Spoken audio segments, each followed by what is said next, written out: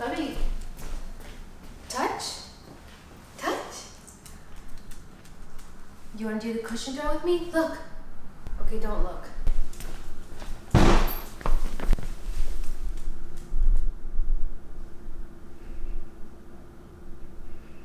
I'm in the middle of something here. Hey, let me close my legs. What's up, bestie? It's me, it's Bria. I'm back, and I feel like I haven't talked to you guys like this in a minute. We need like a heart-to-heart. And boy, do I have a heart-to-heart for you today, because look, this one is deep. So before we get started, do you have your water? Do you need a drink? Do you need wine? You might need wine for this one, because some of these points, you're not gonna like it. But I feel like that's the theme in these chatty videos. I say stuff that's kind of hard to hear, and we grow. We grow together. Truth hurts. You clicking into this video, you saw the title refers to getting out of one's flop era. I'm joking with you guys when I say that, so please nobody come for me, don't cancel me. It's a trendy way of me saying, hey, here's how I overcame my depression, how I got out of a very low place in life, how I picked myself up for the most part with my own self and resources, doing very small attainable things that over time led to a transformed Bria. The Bria that you see today was certainly not the Bria you would see last year at this time. Last year at this time was complete 180 for me. I was so scared because I was at the point of being depressed to where I was numb. I didn't feel any emotion. I didn't feel very sad anymore. I didn't feel anything. And for me, that was worse than just being sad, because at least I felt something. It was around this time last year that I really started to pick up the pieces of the puzzle and to really make a conscious effort to get out of this rut. I have some points that I really feel could be helpful to anyone who might be feeling like they're at their rock bottom right now, or maybe you just are ready to level up yourself. I'm gonna kind of jump right in with the crazy stuff, okay? If you are in my community, you know we are thinking outside the box. We are not very traditional around here, per se. So I know I got a lot of new subscribers, by the way. Hello, welcome, thank you for tuning in. Just a preface here, I talk a lot about the mindset. I talk a lot about creating your own reality, refusing to accept circumstances you don't like. I'm kind of one of those people that pushes that narrative that, hey, you take charge of your own shit. And yes, I do cuss sometimes. Sorry, not really. But just a heads up, because one of my first points here is alluding to mindset. So carry through these points with an open mind, because I promise they'll make some sense. So one of the first things that helped me to get out of my so-called flop era, aka depression, was kind of being delusional.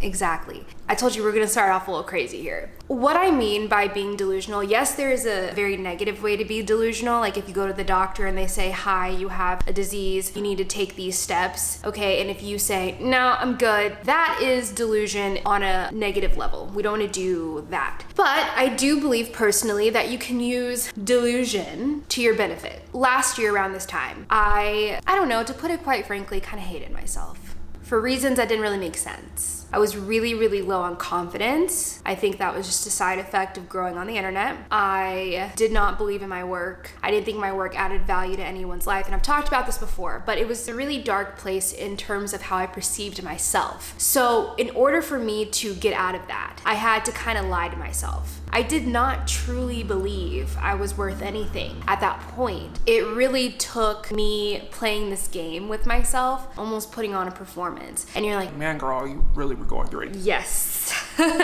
you're right about that. But one thing about me is you can only keep me pushed up against a wall for so long before I'm like, I guess I'm bored, time to change it, you know? And I'm looking at my options here. And there were some points where I'm like, I really don't know what to do and I'm almost ready to give up, but I'm gonna put on this little performance with myself. I'm going to show up as if I'm happy. I would do this thing called acting as if. I've talked about this in manifestation chats. To me, acting as if You know, say for example, back in the day when I really wanted to be a big YouTuber, now I actually have some new subscribers, which is cool, but when I really had no visibility on YouTube, I would act as if I would put together my YouTube scripts, I would plan my YouTube content, I would still act as if I did have hundreds of thousands of people to show up for, even though it was really just my mom and maybe some of my friends back home, and I felt bad for me, and AJ and Bubby. It was kind of this delusional act. But look at where that delusion got me. Almost 30K subscribers now. If it weren't for that version of myself who really truly didn't have it, I would not be here today saying, welcome new subscribers, thank you so much, for real, because I've been grinding out here on YouTube for a hot minute, acting as if for a hot minute, and it's only a matter of time before that catches up to you. So I took what I did there and I applied it to where I was mentally with my mood and everything, and I decided I'm gonna do things happy people would do. Happy people don't stay in the bed 24/7, and I was. Oh, I was. And here's the thing, guys. Realistically, I couldn't get up every day. Maybe it was once a week, and then maybe from there it was twice. But I slowly was able to put on that little act as if, be delusional performance more and more until it became what? A habit. And until that habit became what? A routine. And before I knew it, that routine became part of my identity. So I really was happy. I'm looking around like, hey, kind of enjoying life again, getting my personality back. But it was being consistent in that so-called delusion. So hopefully that perspective of delusion makes sense to you. It's a healthy delusion. I am not promoting delusion in negative ways, but in this case, I think it really served me well, and it's worked obviously in multiple instances. The second thing that I did to get out of my flop era is kind of give myself a little bit of a makeover. One thing I did do while I was very depressed was try to keep up my appearances. And what kind of helped with that was planning my nail appointments and planning my hair appointments out. And luckily, like, I've always had the greatest nail techs who are kind of like therapists in a sense. So it was nice to not only get out of the house, but to talk to someone who was maybe one of few people that knew what was going on. Shout out Noelle. But to also take care of myself. This was a form of self-love for me. I love getting my nails done. This color though, it's giving, right? I know.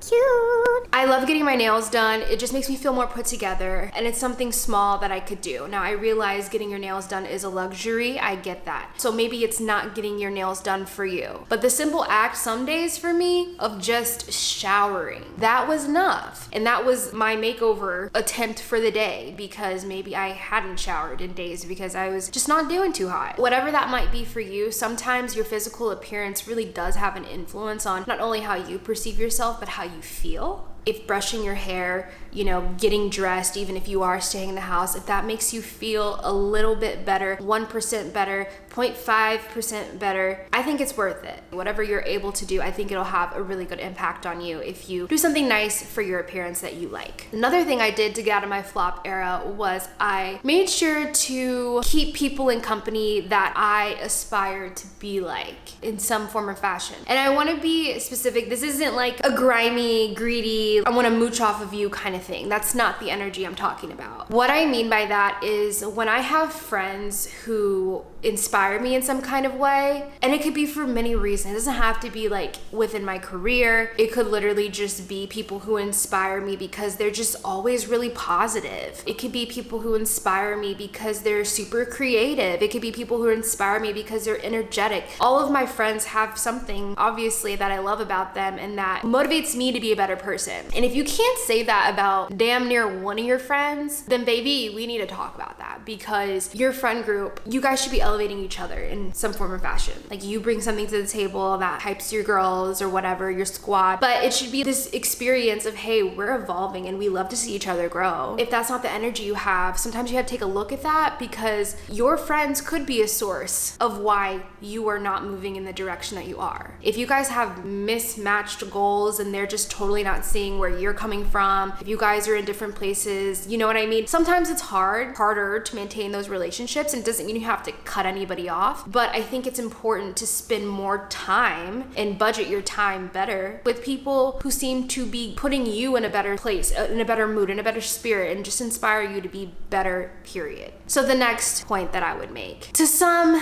controversial, but again, this is my experience. This is what worked for me, and that is getting medicated.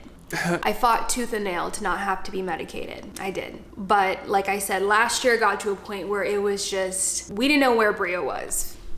She was not here. For those of you who are new, I have PMDD. It's premenstrual dysphoric disorder. I have videos talking about this situation. It is a chronic illness that correlates with the menstrual cycle. And for most people who have this condition, it is basically the 2 weeks before your period every month. It's a very intense experience that comes with some really unfortunate psychological effects. And then with stress, it gets worse. So mine got really bad last year. I still haven't talked about it in great detail because it's, you know what I mean? Their first recommendation was to put me on antidepressants, and that didn't work. What I was realizing was my depression was more so correlated to my condition. It's something we had to kind of figure out. I was mostly defeated that, man, I have to go through this every month. I have to feel like a completely different person every single month. And that feeling of defeat was at the root cause of that was the PMDD. Feeling out of control every single month. And the best way I could explain it to you is the new Disney movie Turning Red. I almost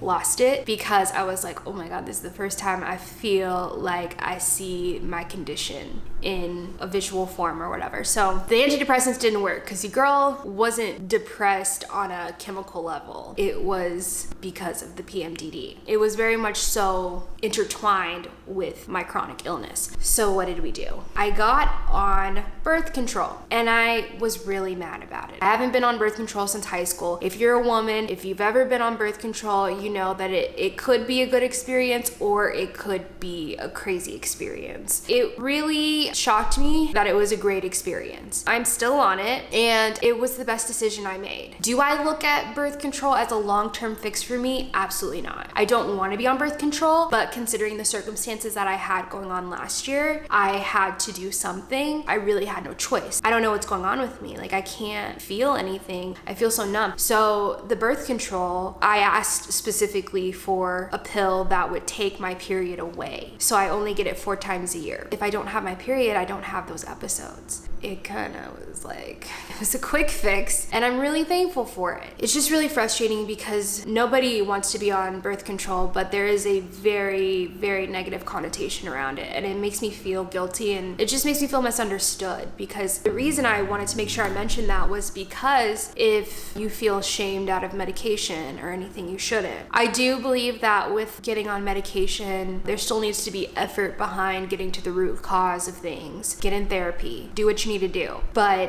I am not dependent on this pill. It is what I need for this time in my life. Great decision. Get the help you need. Another thing that I had to work on, and that I think is going to be a forever thing, was how I talk to myself. Last year, like I said, I was just so not confident in who I was, didn't believe in anything with myself at that time. It doesn't matter how many likes I get. It doesn't matter how many positive comments I get. If you don't like you, there's nothing anyone can say. And I just want to make that clear, because I feel like when people who have platforms say that they're not okay, there's this stigma. Well, oh, you can't say that. You have everything. We still have emotions, okay? We still have things we go through too. It's not fair to disregard that everyone experiences hard times. You don't get to downplay, you don't get to dictate who does and who doesn't. For me, I really had to work on the negative self-talk, and it was bad. I couldn't think of one good thing I liked about myself at one point. And that's where, again, playing the game, being delusional came into place again. I had to sit there and really pick something I liked. Anything. I like my eyelashes today. Anything. Because it was that bad. I had to kind of start saying affirmations again. I'm big on my affirmations. If you watch my money mindset video about how I started to make 6 figures in a month, I talk a lot about how I did money affirmations when I had nothing in my bank account. I familiarized myself with what someone with more money would do. I was acting as if until it became my reality. I still have a long journey with self-love, but I will tell you, we have made massive strides with where I was and where I am now. So I literally, not only just saying the affirmations and kind of like almost brainwashing myself, it was also about catching myself, because I had to literally create a rule with myself. If I wouldn't say it to someone I love, one of my friends, why would I say it to myself? And you have to make boundaries with yourself in that. Whatever that voice is in your head, it's not happening today. Sometimes I would even say it out loud too. Okay, that's enough. Like, stop it. I would literally say it out. If you saw me like walking on the street yelling at myself, then what's up? And it's not like saying that made me all of a sudden love myself. No, that's not what I'm saying. But stopping the thought process helped a lot, and being aware of it. Like, oh, here I am criticizing this, criticizing that. I'm looking at myself in the mirror and I'm judging myself. Okay, that's enough. Time to go do something else. Go eat a Baby Bell cheese wheel or something, anything. Go turn on a podcast, go put on your favorite show, because sometimes some thoughts are worth being drowned out. And any negative self-talk, it should be deemed unacceptable. I didn't stutter. It's unacceptable. You've got to work on that. You've got to stop the thought in its tracks and learn to control it, okay? We're not going to do that today. And maybe instead flip it and say, actually, like, I'm really fucking cute. Actually, my brows are on point today. Actually, I'm perfect. You have to be in charge of your own perception of yourself, honey. And with all the social media, the trolls, the negative people in this world, you have a lot going against you. So it is going to take some ammo and some willpower, but baby, you can do it. You can do it. You can do it. Another thing I did was I started to invest in myself every day. Every day I get me time, and it has to be a forever thing for me. And I know some of you can be like, you don't have kids, you don't understand.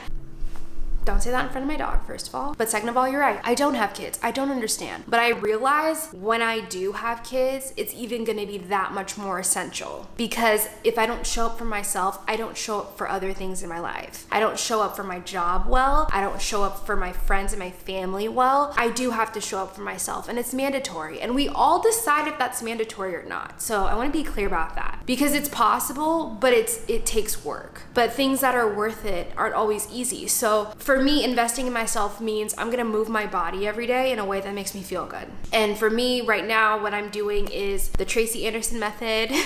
Let's go. I just got her workout program, so I do 30 minutes of that, and then I go on a walk with my mom every day. So not only am I investing in myself, I'm also getting in quality time with my mom. That is a mandatory for me. It doesn't matter what that looks like, what time of year it is. Getting my morning workout in, getting my morning movement in is mandatory for my mental health, for everything. Like I said, it's a domino effect. You can make excuses. You can stay in bed. That 30 minutes more in that bed be sounding good, let me tell you. But also I realize how everything else isn't as good with me if I don't take that time. So that's my personal preference. But investing in yourself could look different. It could be that you maybe get up a little early just to catch the sunrise and meditate and have some tea and enjoy the morning chirping that you hear from the birdies. Whatever it means for you. But I feel like we all need to invest at least 30 minutes out of the 24 hours we have for us. Maybe that's just a bubble bath for you at the end of the day. Are you allowed to do that? Like, I hope you can at least do that. Take time for yourself, because truly, if you don't fill your own cup, you are literally pouring from an empty place. And what does that lead to? Burnout, resentment, irritation, everything we hate. So do that for yourself, because you deserve at least 30 minutes. Come on, we got 24 hours in a day. Can you please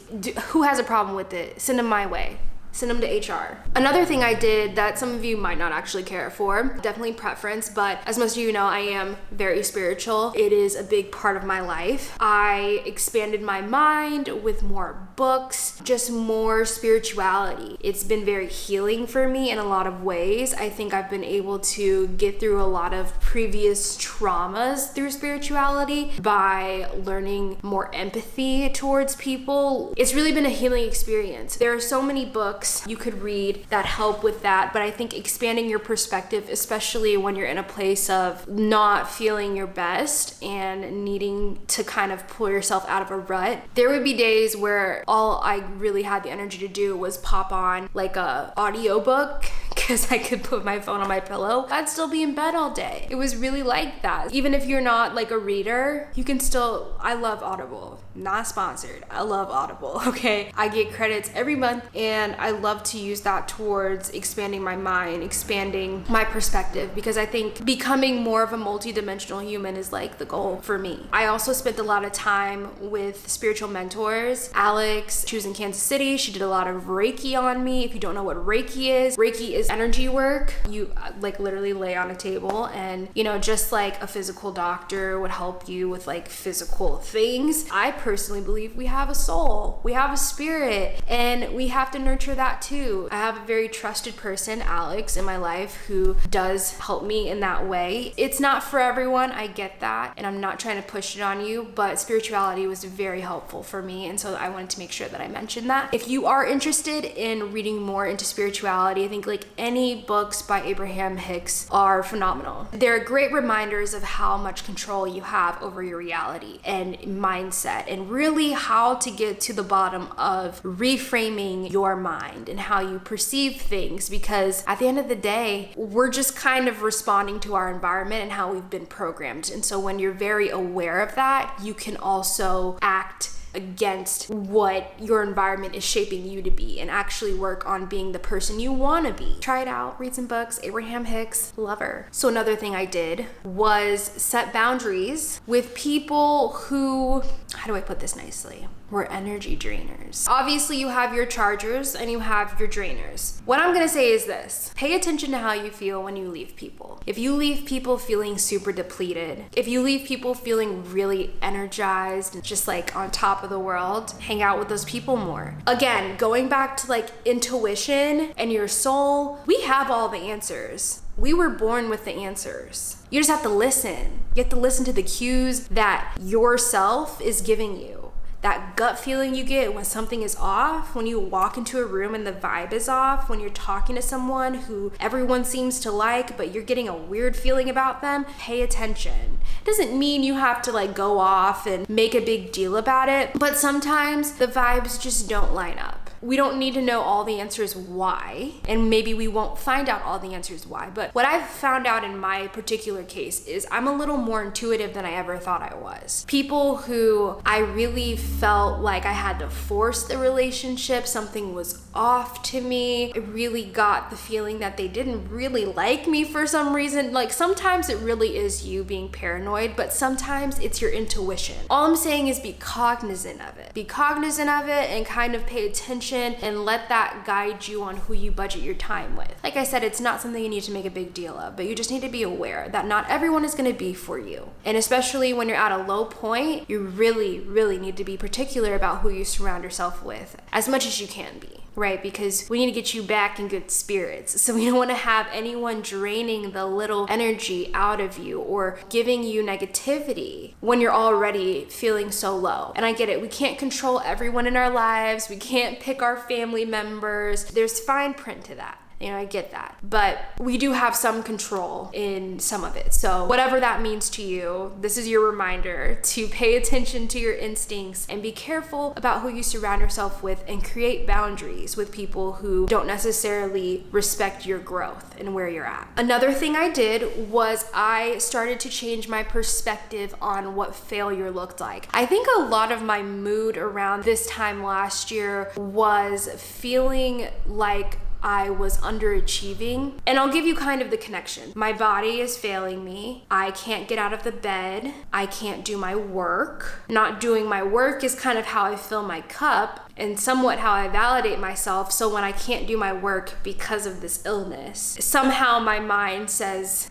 you're just incompetent. But really, there were circumstances that needed to be dealt with. Okay, so it doesn't really matter what your circumstance is. You've got to reframe what failure looks like. Last year, I had to put the podcast on a stop. because I needed to focus on my health. And to me at the time, that was the biggest failure. I had never done something and then had to pull back, something that was also successful, something that I really enjoyed. I'd never had to pull back the curtains and stop everything completely. So it was a first for me. And in my eyes, it felt like I was failing. I had to change the word failure to lesson. And the lesson really had nothing to do with my career. My career is going to be fine. There are plenty of ways to express myself creatively online. This was a lesson for me to learn that taking care of myself has to be the priority. And I go back to that investing in yourself. The reason my body started to fail me was because I was overworking myself. I was literally working Monday through Sunday. I didn't have a team then. I'm just now starting to hire more help. I was running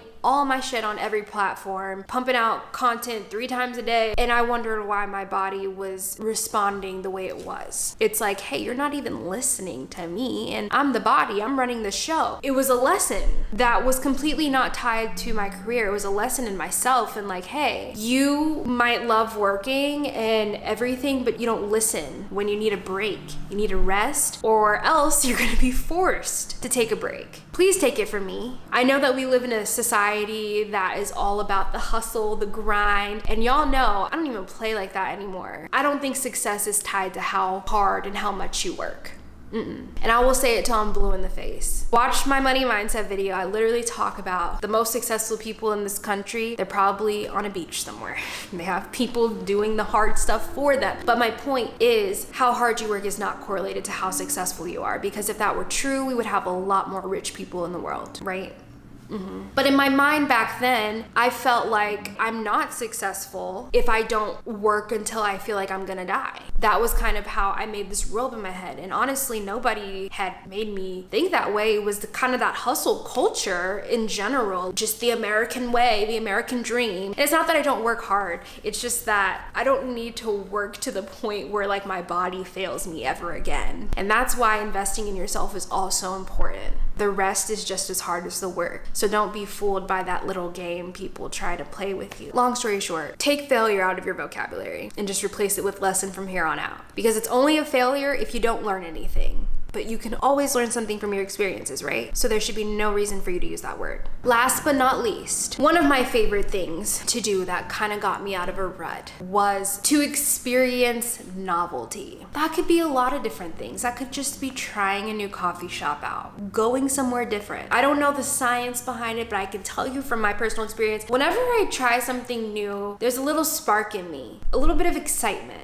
Just a little bit. Maybe it's trying a new restaurant. Maybe you host a game night. Maybe that's something you've never done before. You're doing something that gets you out of your element. I'll tell you, for me, last year, I went somewhere I had never been before. I traveled with a friend and I just took a little content trip. I needed to get out of Kansas and experience some other scenery. Because I think at that time it was still snowing in April. Please stop. It was great. I got some sun. Sunlight was key. Just add that to the list too, sunlight. It was nice to get out, experience new food. And obviously, when you travel to another place, you're not as enticed to stay in the bed. You want to get out. You want to go try something, On the larger end of the scale, part of that novelty for myself and AJ was moving. Obviously, I realized that as a privilege that we were able to move, but we definitely worked hard at it for a while because it was something we knew we wanted to do for a long time. Once we were able to finally make that move, it was a big deal. The reason I wanted to mention the move was because this is not a bad thing, and this does not speak to where I lived, but there was a point where my environment was not serving me anymore. And that is no shade to Kansas City, none whatsoever, because I love Kansas City. I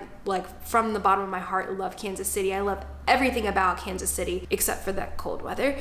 But there was a point when on a deeper level it wasn't serving me and I couldn't really thrive in certain aspects the way I wanted to because of where I was. And mostly saw that within my career because obviously brands are more willing to work with people on the East and West Coast, right? But I mean, it speaks volumes that I was still able to have a successful career in Kansas City as an influencer. But I'm being totally honest with you guys, it was hard and you're not gonna get as many opportunities being there. Us moving to Texas was not only good just on a career level, but it was good for the soul. We have family here. We have a ton of friends here. Like, I grew up here. I boomeranged back after 10 years, literally on the dot, 10 years. I came back, and I think at this point in my life, this is what I needed. It is novelty, because it's been 10 years since I lived in Dallas. I have no idea what's cool anymore. I'm literally learning this area I grew up in like a tourist now.